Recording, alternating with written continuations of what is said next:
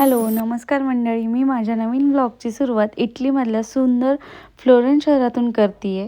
आजचा हा व्लॉग खूप खास आहे कारण ते फ्लोरेन्स हे शहर त्याच्या इतिहास, सुंदर आर्किटेक्चर आणि त्याचबरोबर रिच कल्चरसाठी जगभरात प्रसिद्ध मानले जाते.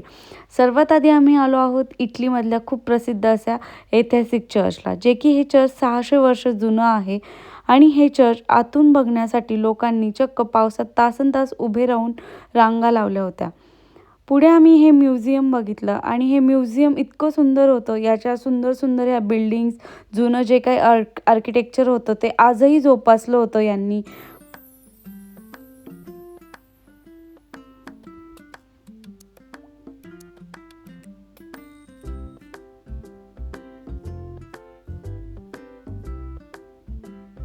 त्यानंतर आम्ही आलो आहोत इथल्या लेदर मार्केटला.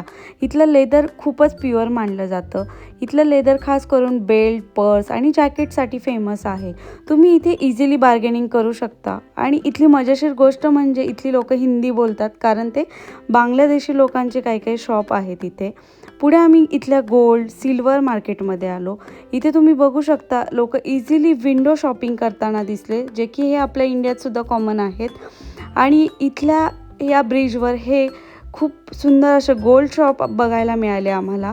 आणि तुम्ही बघू शकता इथे गोल्डचे खूप व्हरायटीज आहेत, जेणेकरून अंगठी, गळ्यातले आपल्याला इथे बघायला मिळतात.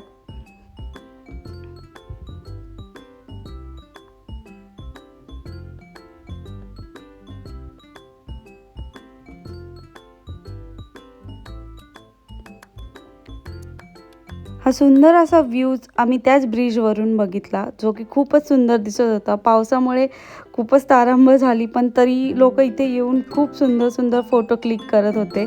आणि आम्हीसुद्धा इथे फोटो क्लिक केले. छान वाटला हा व्ह्यू बघून.